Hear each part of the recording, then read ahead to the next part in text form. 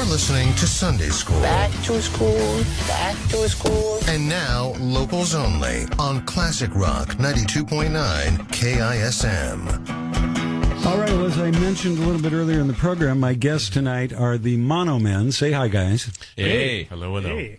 And anyway, kind of exciting. The Mono Men, probably one of the most popular Bellingham bands in the the kind of the late '80s and the early '90s. Is that about it? Okay. The late 90s. Yeah. The late '80s. We But you were walked still through the together 90s. in the early '90s. Weren't you guys still together? 97, 98, I think, Yeah. is when we packed it up. Yeah. So, well, when was the band active? When did you get it together? Now, prior to the Mono Men, you were known as the Rain Dogs. Is that Roof right? Dogs. Roof Dogs. Yeah, Okay. pretty close. Well, yeah. that was pretty darn close. Yeah. I didn't have any notes, you know. Yeah. All right. Yeah. So you were the Roof Dogs. Now, did that kind of whole band turn into the Mono Men, or what was the change that turned you into the Mono Men? Actually, that version sort of did. Our keyboard player in the Roof Dogs, Patty, moved to Costa Rica. At least I think that was it. It's a long time ago. I forget. So anyway, that band broke up, but not for long. I think it was within a week or so. We decided we wanted to keep playing, and so it mutated into the Mono Men. Did anybody join the band, or you just lost the keyboard player? I just lost the keyboard player. Oh, there you At go. that point. So actually, the Mono Men together for a darn long time, basically. Yeah. Well, Okay. yeah, it was about 10 years. Okay, well, before we get too carried away, I want you guys to introduce yourselves, tell people what you do in the band. I'm Dave. I play guitar and attempt to sing. I'm Mort. I attempt to sing and attempt to play guitar. And I'm Aaron, hack at the drums. No, I tell you, the modesty is overwhelming. But anyway, great band and very popular. You guys didn't really play a lot out of the area, though, did you? You played mostly in Bellingham, maybe a little in Seattle. No, actually, we played out quite a bit. I think we probably played out more than we played here. I think Yeah, we we played. did, We especially play like towards the 2 or end. 3 times a year here in town, but we'd play elsewhere more. Yeah. So where mainly were you guys playing back in the day? Bay Area, Midwest, a Oh, lot. really? Chicago, Yeah, yeah. Chicago. I'd say San Francisco, Oakland. Well, San Francisco and Chicago were probably our 2 main cities. Uh-huh. And then was it with the Mono Men that you actually played in Spain or something like that? Or was Yeah, it... we did. We played. We've been to Spain a couple of times. Man, I'm having trouble talking. And we did Europe and Japan. Oh, okay. Well, Jiminy Christmas. Well, In Mexico City. Mexico City, which we just went back to Mexico City 21 years, almost to the weekend of when we went there before. really? So, Well, I got to go out to the website and sort of alter the description. Yeah, so That's okay. close enough. Well, there you go. Well, we should do some music and kind of get rolling. We got to. Well, we'll talk about this later. Right now, here's the Mono Man.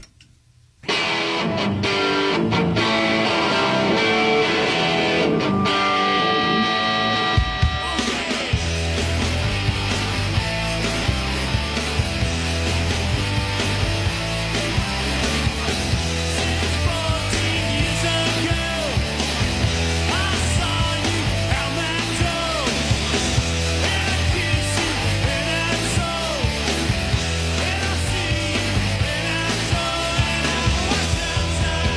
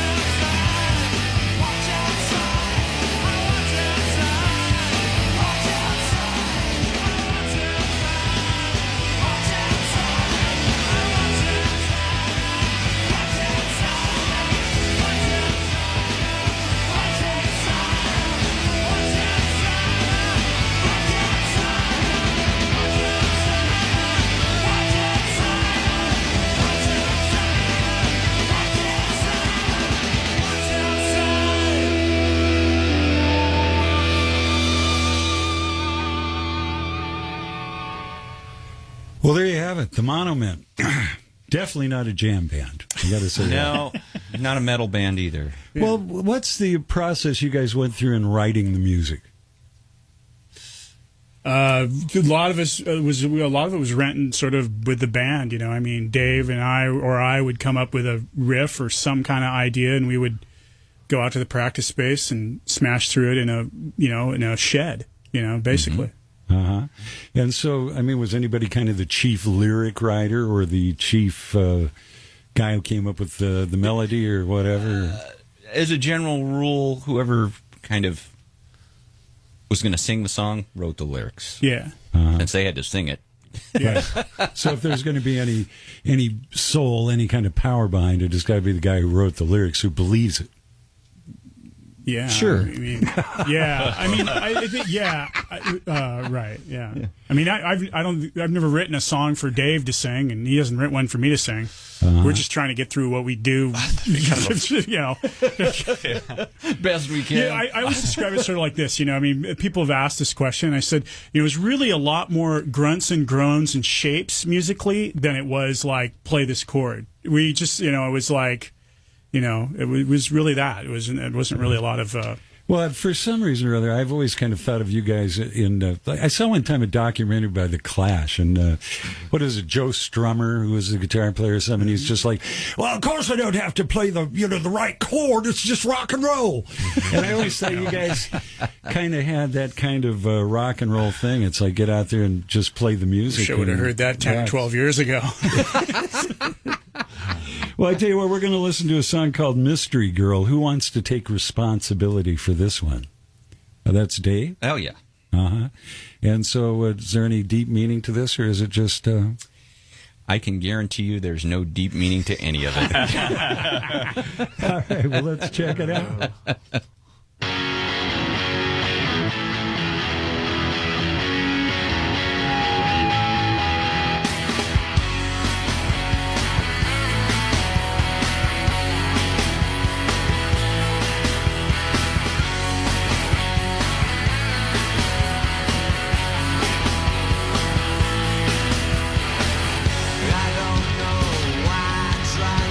Find a way to make it up to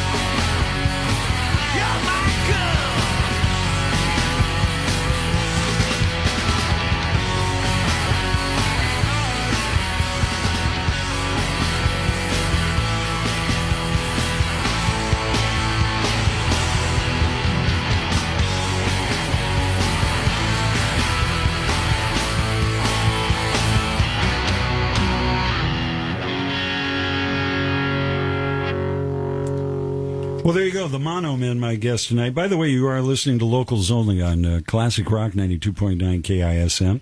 And actually, you guys are one of the few bands where just everybody's from Bellingham except the guy who's not here, who's the bass player. That's almost everybody. So almost everybody in the band is from Bellingham. But your bass player is coming back from Denver. Is that the thing? Correct. Okay, and his name is again? Ledge, Dave Morissette. Okay. And so he's going to be back. Part of the thing with the Mono Men is after several years of inactivity, where Dave has been in a band called the DTs, which is also one of my favorite groups. But anyway, the band getting back together. So as a unit, how long has it been since you guys actually shared a stage? Well, we got back together in 2006. We did a show here in Bellingham, and then we did a round of shows in Spain. And that was the first time we had played together since 97, 98.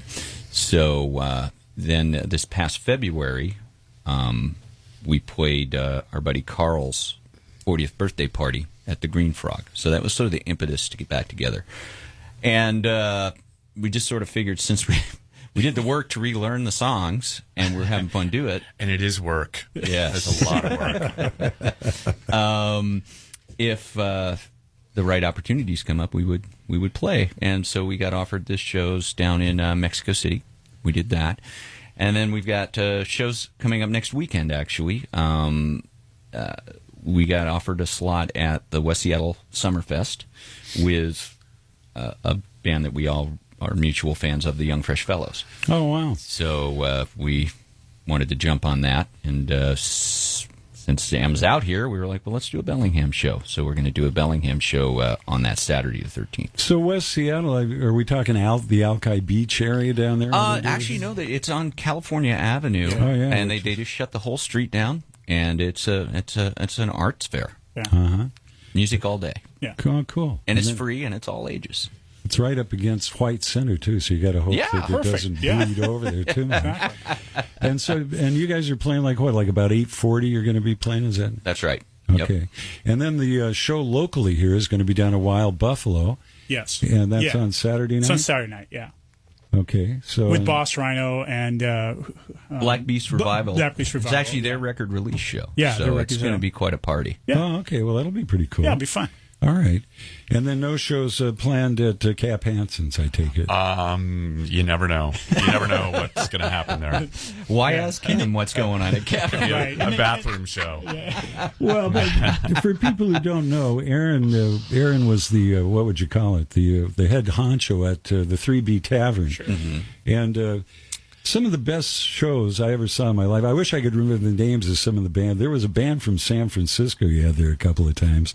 The intensity was overwhelming. Just great shows, though. Yeah. Zen Gorilla. Yeah, Zen Gorilla. Yeah. Zen Sure, Gorilla, Zen Gorilla, right? yeah. Man, those guys outrageous and Amazing band. But now you're down at Cap Hansen's, so if anybody wants to have a really good time, you go to Cap Hansen's these days. And the bar scene has changed so much in Bellingham. Yeah. It's just crazy. But I do miss the 3B. Saw a lot of great shows there. Because I used to write about entertainment in this town when there was lots of entertainment. It was such a fun place to go out at night. And unfortunately, I don't know if you would call it a police state. I hate to go out and be, kind of put myself on the line. But I mean, it's just got to the point where if you're having too much fun, several of the guys are going to show up and get on you. So it's too crazy. Anyway, we got a song here. We're going to listen to a song called Wrecker. Wrecker, oddly enough, is not on the album Wrecker. No, seeing as this is an instrumental and we didn't want to think too hard, I think we just said, hey, we don't have a song called Wrecker. Yeah. I'm pretty sure that was the thought process behind Yeah. that.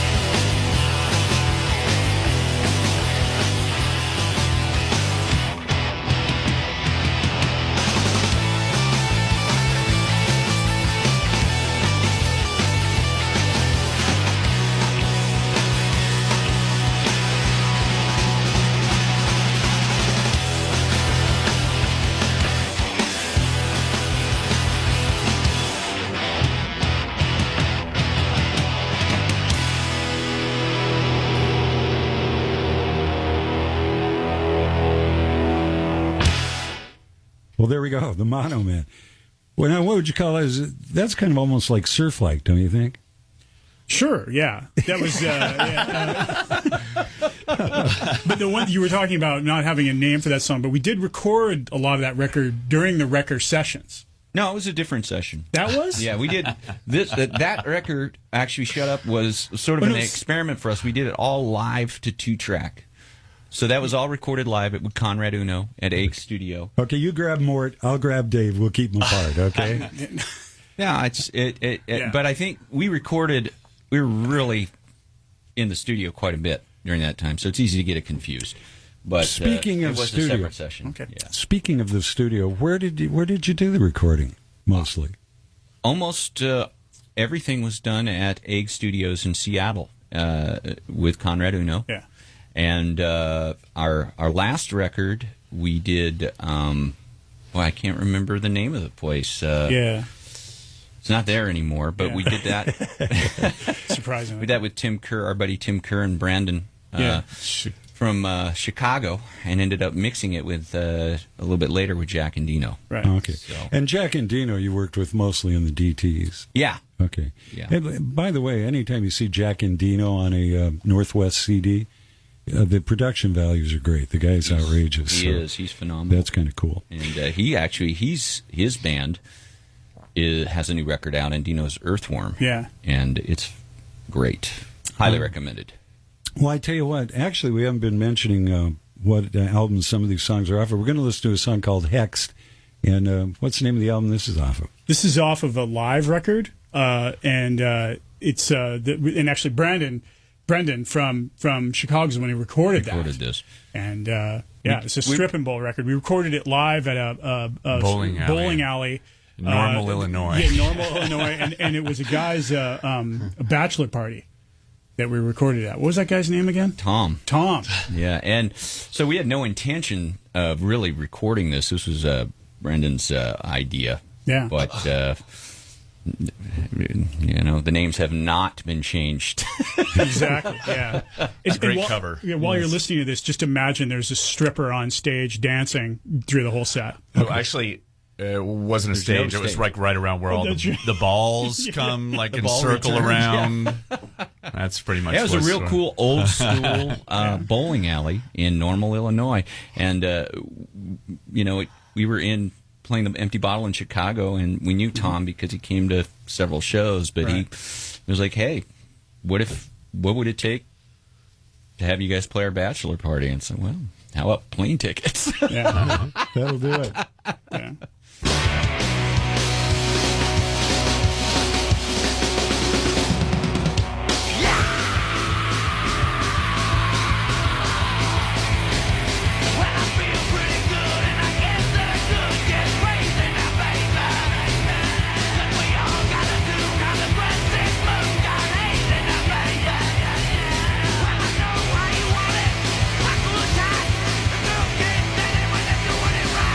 Never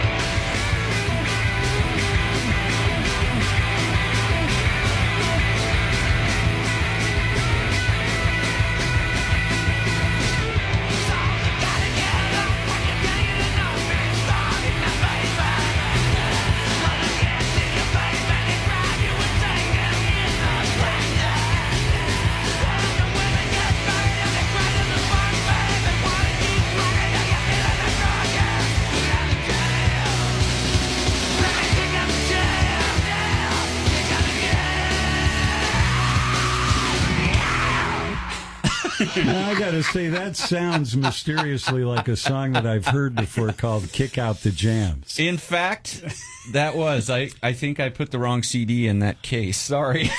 I tell you, just. But that was our version of Kick Out the Jam. So, in fact, was the Mono Men not playing their song Hexed. Playing a song by the MC5, of course. Hexed with different lyrics. We were hexed with that one. Alrighty.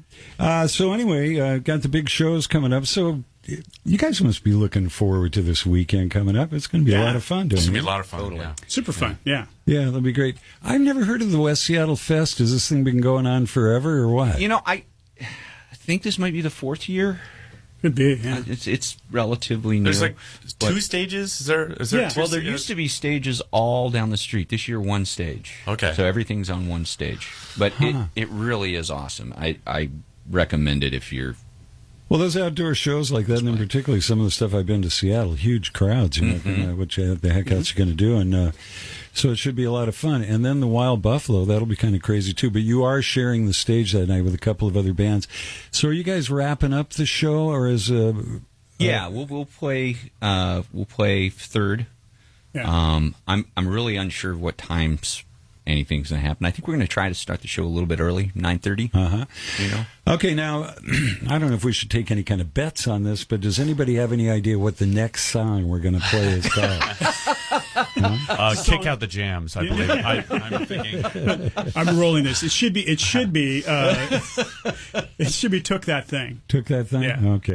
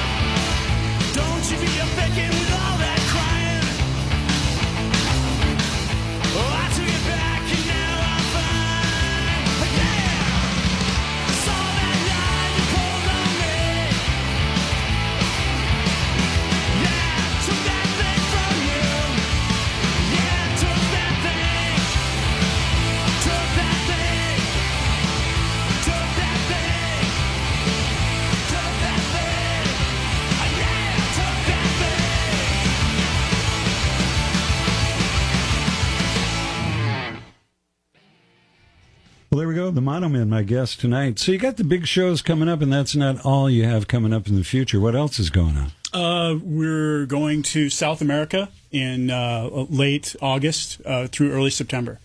So Argentina, Chile, and Brazil. Brazil. Oh, really? Yeah. Huh. So where are you going to be playing down there? Just club? Well, there's festivals that we'll be playing, and then club dates around those as well. Oh, okay. Yeah. Well, that should be interesting. Yeah. Does every woman in Brazil wear a string bikini, or is that just the... Oh, yeah. Of course. Yeah, most men, too. Okay. All right. Well, that ought to be an exciting trip. So how long is the South American tour? It's going to be about 3 weeks. Yeah. Really? So you have enough time at each of the locations to actually kind of get out there and sort of sample what's going Well, on? yeah, that's our plan. That's sort of the philosophy of part of what needs to happen for us to do this. It's I think we've all done enough touring that we're pretty comfortable with what the inside of a van looks like and what the inside of a bar looks like, and they're pretty much the same everywhere. So in order for us to do this, we need a few days off. Well, that would be kind of cool.